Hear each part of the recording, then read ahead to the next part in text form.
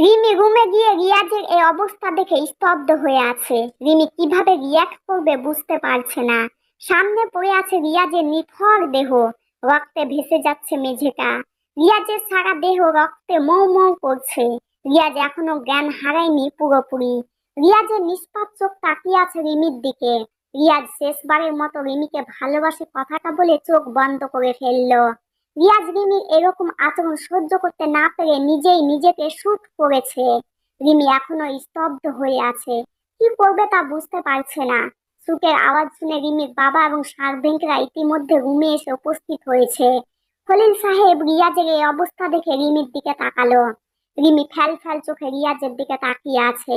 হঠাৎই রিমি রিয়াজের নাম ধরে চিৎকার করে জ্ঞান হারায়। রিমির বাবা সার্ভেন্টরা ওদের নিয়ে দ্রুত ক্লিনিকে যায়। কয়েক ঘন্টা হয়ে গেছে, এখনো কারো জ্ঞান ফেরেনি। রিমির জ্ঞান ফিরতে রিয়াজের নাম ধরে চিৎকার করে উঠে। রিমি, রিয়াজ কোথায় আপনি? আমার কাছে আসুন প্লিজ। আপনি আমাকে কথা দিয়েছিলেন আমার এক ডাকেই আমার কাছে চলে আসবেন, তবে কেন আসছেন না এখন? ডক্টর, আপনার স্বামী আইসিইউতে আছে, 24 ঘন্টা না হলে কিছু বলা যাবে না। বুলেটটা হাত বরাবর লেগেছে, যে কোনো কিছুই হতে পারে। রিমি, না, আমার স্বামী কিছু হতে পারে না, উনি আমাকে কথা দিয়েছিলেন আমাকে ছেড়ে কোথাও যাবেন না। রিমি চিৎকার করে কান্না করতে করতে বলছে কথাগুলো। খলিল সাহেব আর নাদিম রিমির পাশেই ছিল, সবাই তাকে সান্ত্বনা দিচ্ছে, তবুও রিমির কান্না থামছে না। খলিল সাহেব রিমি কান্না দেখে সব সত্যি বলে দিল। খলিল সাহেব, সব দোষ আমার মা, আমি তোদের জীবন নষ্ট করেছি। রিমি অবাক হলো তার বাবার কথা শুনে।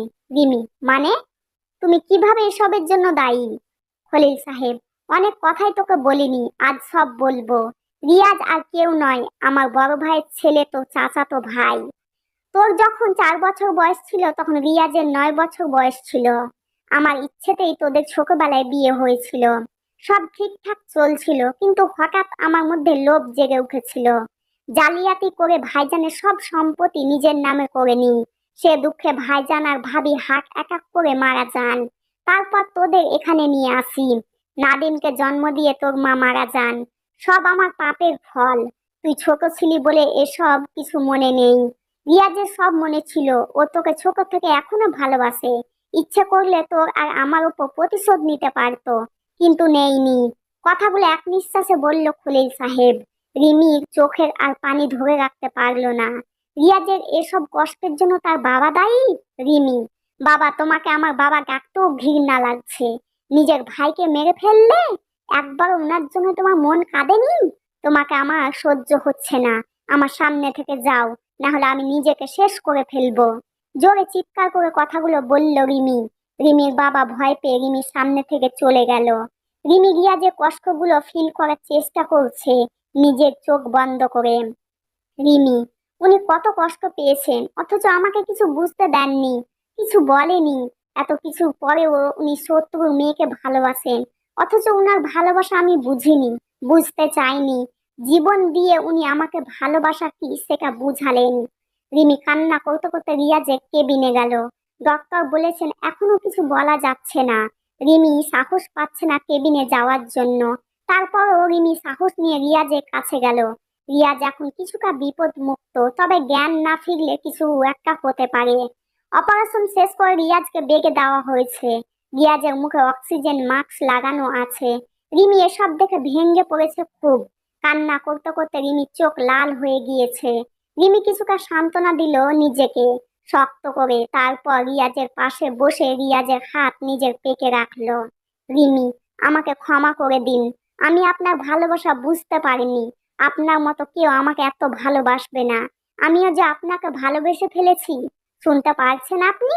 সব অভিমান ভুলে চোখ খুলুন, আমাকে মাফ করে দিন।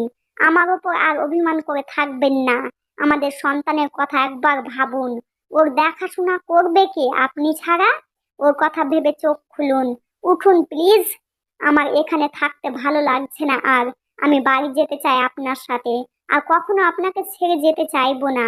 আপনাকে এত ভালোবাসবো যে আপনি পুরনো সব ব্যথা ভুলে যাবেন। Please open your eyes, forgive me please. I love you very much, I love you a lot. Rimi এইগুলো বলছে আর কান্না করছে। ডক্টর, মিসেস রিয়াজ, আপনি থামুন প্লিজ। এভাবে রোগীর পাশে কান্না করে কথা বলে রোগীর অবস্থা আরো খারাপ হতে পারে। তাছাড়া আপনার অবস্থাও তেমন ভালো না। এই সময় এত টেনশন নিবেন না, আপনার রেস্টের প্রয়োজন। নার্স, এক্ষুনি উনাকে উনার কেবিনে নিয়ে যাও। রিমি, আমি যাব না যতক্ষণ না উনার জ্ঞান ফিরছে। আমাকে এখান থেকে কেউ সরাতে পারবে না। রিয়ার চোখ খুলুন। দেখুন, সবাই আপনার কাছ থেকে আপনার রিমিকে দূরে যেতে বলছে। আপনি সবাইকে শাস্তি দিন প্লিজ। কথাগুলো বলে রিমি রিয়াজকে মারতে লাগলো অভিমান করে। রিয়াজের বুকে মারতে লাগলো রিমি, তবুও রিয়াজের জ্ঞান ফিরছে না। হঠাৎ রিয়াজ নড়ে উঠলো, কিন্তু চোখ খুললো না। রিয়াজের পালস চেক করছে ডক্টর। রিমিকে নার্সরা জোর করে বাইরে নিয়ে গেল। রিমি চিৎকার করছে আর বলছে, আমি যাব না, আমাকে ওর কাছে থাকতে দিন। কি হয়েছে ওর? রিমির বাবা রিমিকে দেখে কষ্ট পাচ্ছে অনেক। রিমিকে দেখে তিনি জড়িয়ে ধরলেন শক্ত করে। ঠিক তখনই ডক্টর বের হলো কেবিন থেকে। Doctor, Mrs Riyaz, mister Riyaz is no. ভুল কাউকে ক্ষমার চোখে দেখবেন। যদি ভালো লেগে থাকে তো লাইক করবেন। আর যারা নতুন হয়ে আমার গল্পগুলো দেখছেন এবং শুনছেন তারা প্লিজ আমার চ্যানেলটিকে সাবস্ক্রাইব করে নেবেন।